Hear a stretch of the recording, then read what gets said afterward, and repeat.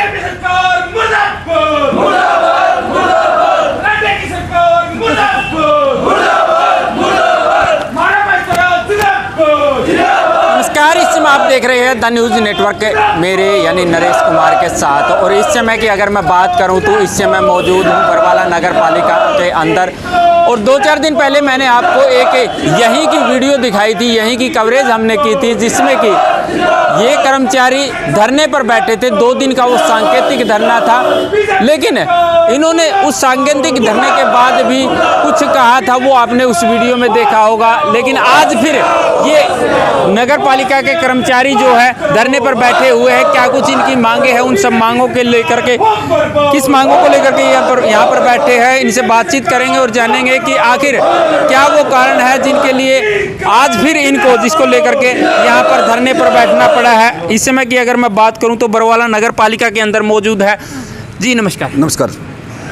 हमने 2-4 दिन पहले भी आपकी एक कवरेज की थी, उसमें भी आप नारेबाजी कर रहे थे, अपनी मांगों को लेकर के सांकेतिक धरना दिए हुए थे। क्या कुछ वो आपकी मांगे थी और उस पर कितना विचार किया गया है? अगर नहीं किया गया है तो क्यों आप फिर दोबारा से धरने पर बैठे हो? हम मजबूर होकर के बैठे हैं धरने पे।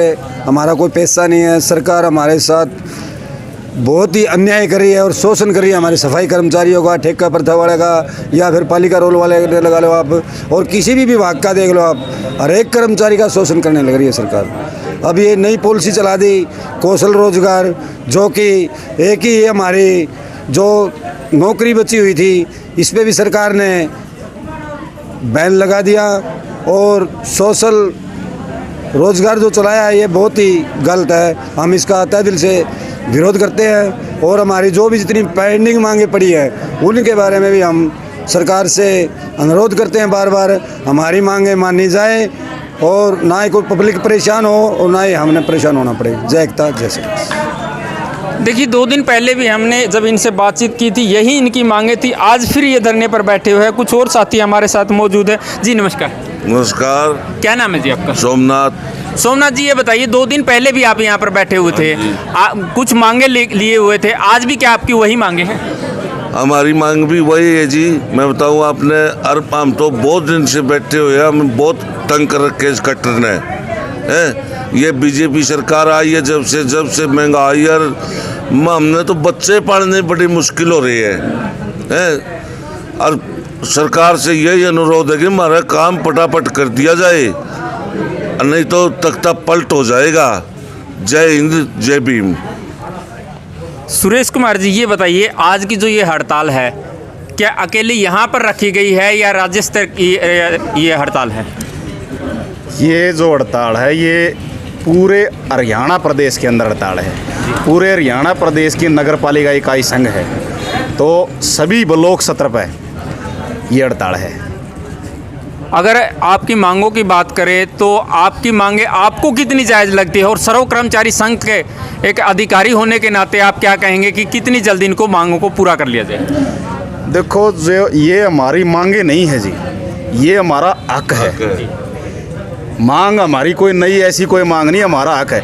अब ये जो साथी है, कोरोना काल के टाइम लोग अपने घरों में बंद थे और इन साथियों ने बाहर रोड पे आके काम किया।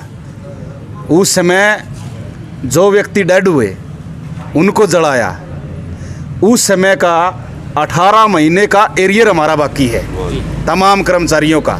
और उस समय जो हमारे कर्मचारी साथी शहीद हुए, हमारी नगर पालिका इकाई संघ हरियाणा जो उसकी डिमांड भी है कि कोरोना काल के दौरान उस बीमारी के अंदर संघर्ष करते हुए हमारे कर्मचारी साथी जो शहीद हुए हैं उनको शहीद का दर्जा दिया जाए। और सरकार ने जो अनाउंसमेंट की थी 30 लाख रुपए कर्मचारी को देंगे, जबकि हमारा कर्मचारी संघ ने 50 लाख रुपए उन कर्मचारियों के लिए मांगा था, वो 50 लाख रुपए दिया जाए। देखिए दर्शकों, मैं बताना चाहूँगा, जब कोरोना काल चला हुआ था उस समय जिस व्यक्ति को कोरोना हो जाता था उसके परिवार का सदस्य भी उसके नज़दीक नहीं लगता था। लेकिन ये वो साथी थे जो वो साथी शहीद हो जाते थे या फिर वो कोरोना से ग्रसित होकर के इस मौत को गले लगा लेते थे, उनको जलाने का काम, उनको अंतिम संस्कार करने का काम ये साथी कर रहे थे। लेकिन आज की अगर बात करें तो अपनी मांगों को लेकर के ये धरने पर बैठे हुए हैं। आप क्या कहेंगे इस पूरे के पूरे प्रकरण में? आप सरकार को कितना दोषी मान रहे हैं? बिल्कुल जी, ये तो अपना दिखने लग रहा है। आप मेरे से आप बात तो वैसे पूछो, मतलब भाई इस बात का सारा ब्लेम मेरे ऊपर है जी। ये बात तो आप भी जानो भी सरकार कितनी दोषी है, चाहे पहले वाली सरकार रही हो सही वाली सरकार रही हो। इन के काम करे सिर्फ अपना पेट भरना काम करे, अपनी जेब भरने का काम करे है। इसका जो आम नागरिक है उस ती बाढ़ में जाओ, इनती कोई मतलब नहीं है उस बात पे, ठीक है जी। और ये चीज़ आजकल जो ये मीडिया है, मैं नाम तो नहीं लूँगा पर्सनली, जो वो भी बिकाऊ है। जो कुछ दिखाने लग रहे हैं वो है नहीं, और जो है वो दिखाने नहीं लग रहे। दोनों चीज़ अपोजिट है जी। जो चीज़ रियल में दिखाने लग रही है अपन, वो चीज़ तो अपन अनदेखी करवाने लग रहे हैं, और ध्यान भटकाने के लिए एक जगह से दूसरे जगह पे शिफ्ट करने लग रहे हैं माइंड। ये इनका माइंड डाइवर्ट का बिल्कुल पहले तब ये एजेंडा था और आगे भी इनका यही रहेगा जी। और एक हिंदू मुस्लिम की लड़ाई, इनका मेन मकसद रहा है जड़ा हिंदू मुस्लिम ओढ़ो हिंदू मुस्लिम करा दो, जड़ा जात का नाम पर लड़ाना और जात का नाम पर लड़ा दो। आज के इस धरने का अगर जिक्र करें, कितने दिन का ये धरना रखा गया? 2 दिन का धरना है जी ये बिल्कुल। और ये 2 दिन का बिल्कुल इसके तुरंत बाद जी ये 2 दिन का धरना है, 23 और 24 का। लेकिन अब भी सरकार अगर नहीं मानती है तो 27 तारीख को जिला मुख्यालय पर श्रम कर्मचारी संघ इन्हीं तमाम प्रकार की मांगों को लेकर, हमारे हकों और अधिकारों को लेकर जिला मुख्यालय पर हम धरना प्रदर्शन करेंगे और डीसी के माध्यम से सरकार को ज्ञापन देंगे हमारे इन मांगों के खिलाफ। ये जो हड़ताल है ये ऐसा नहीं है कि मैं लिया कोई एक ही हमारी कोई पर्सनल कोई मांग हो। हम हकों के लिए बैठे हैं, हम हमारे आने वाली जनरेशन के लिए बैठे हैं। आज आपको पता कि महंगाई की सतर पर है, लगातार सरकारी महकमे बेचे जा रहे हैं। किसी आज डेवलपमेंट की स्थिति में हमारी दशा क्या है? आज भारत की गिनती नेपाल, भूटान और बांग्लादेश और पाकिस्तान से नीचे चली गई है। जीडीपी हमारा ख़त्म हो चुका है। जो पहले हमारा विकासशील देशों में नाम आता था, हमारी टक्कर होती थी अमेरिका और चीन देशों से, आज हमारी दशा देखो। भूखमरी हमारी कितनी बढ़ गई है। रोज़गार किसी के पास है नहीं है। भर्तियां पक्की हैं कर नहीं रहे हैं, कच्ची भर्तियां निकालन है। और पहले जो स्कीम होती थी किसी पॉलिसी के तहत एक कच्चा कर्मचारी को पक्का करने की, वो सारी पॉलिसियां इन्होंने बंद कर दी है। और अब ये जो कौशल रोज़गार योजना लेके आई है, एक बहुत ही भद्दी किस्म की योजना है। इस योजना का हम विरोध करते हैं। और एजुकेशन की स्थिति आप देख सकते हो, तो आम आदमी को इतना बुरी तरीके से शोषण कर रही है ये सरकार। जिस प्रकार ये सत्ता में आने से पहले जो वायदे लेके आई थी, या 14 से पहले जो इनका मैनिफेस्टो था, घोषणा पत्र था, उनमें से एक भी वायदा अगर इन्होंने पूरा किया उसे बता दो। मीडिया को पाबंद किया हुआ है। ये तो थोड़ा मोटा तारा वर्ग है जो से सोशल नेटवर्क साइट है, जिनकी सोशल मीडिया है, उसके ज़रिए हमारी आवाज़ थोड़ी फैल जाए है। नहीं तो आप देख सकते हो मीडिया के अंदर तो लोग बिके हुए हैं अपना टीआरपी बढ़ाने के चक्कर में। सरकार की जो नीतियां हैं उनका किसी प्रकार का विरोध नहीं करते हुए। आपके जो उच्च अधिकारी है उनसे सरकार का कोई नुमाइंदा मिला है कि या नहीं? हमारे उच्च अधिकारी थोड़ी, हमारी तो सरकार के साथ लड़ाई है, हम अधिकारियों के साथ थोड़ी लड़ रहे हैं। हमारी लड़ाई आपके जो इस पूरे प्रकरण को जो लोग चला रहे हैं, उच्च स्तर पर जो बात कर रहे हैं, मैं उनकी बात कर रहा हूं, उनसे कोई अधिकारी सरकार का कोई नुमाइंदा मिला है या नहीं? मैं आपको बताऊंगा। 17 अप्रैल 2020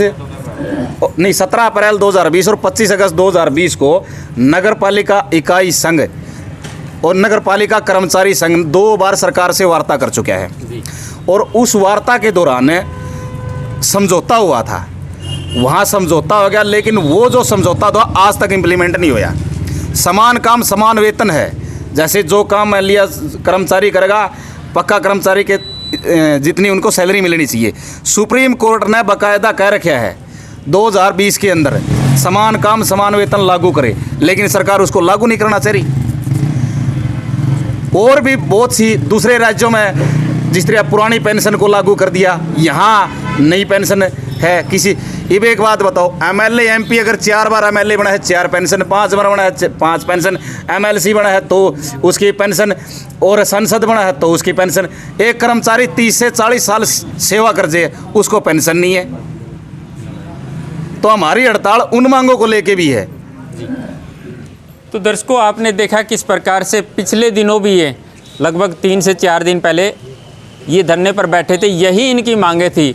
लेकिन 2 दिन का सांकेतिक धरना था, वो आज फिर 2 दिन का ये सांकेतिक धरना दिया जा रहा है। इसके साथ साथ चेताया भी जा रहा है सरकार को कि अगर हमारी मांगों को नहीं माना जाता है तो बड़े स्तर पर भी कदम उठाया जा सकता है। 27 तारीख को बताया जा रहा है कि बड़े स्तर पर कदम उठाया जाएगा। आप लोग हमारे साथ जुड़े, इसके लिए आपका बहुत बहुत धन्यवाद। एक जिक्र मैं और यहाँ पर करना चाहूँगा, आज की अगर मैं बात करूँ, कल से बारिश का जो मौसम हुआ है उसके दृष्टिगत अगर देखा जाए तो बरवाला के हालात बद से बदतर हो चुके हैं। हर सड़क पर, हर चौराहे पर, हर गली में इतना पानी भर चुका है। और अगर ये कर्मचारी यहाँ पर बैठे रहेंगे तो उस पानी को कौन निकालेगा, उस जगह की सफाई कौन करेगा? यही वो कर्मचारी होते थे। चाहे किसी भी प्रकार की मुसीबत आती थी तो इन कर्मचारियों को बुलाया जाता था। लेकिन आज ये खुद अपनी मांगों को लेकर यहाँ पर बैठे हैं, तो जनता का क्या हाल होगा? सरकार को इनकी मांगें कितनी जल्द मान लेनी चाहिए, आप पर छोड़ते हैं। सभ्य शब्दों का इस्तेमाल करके कमेंट के माध्यम से ज़रूर बताएं। आप लोग हमारे साथ जुड़े, इसके लिए आपका बहुत बहुत धन्यवाद।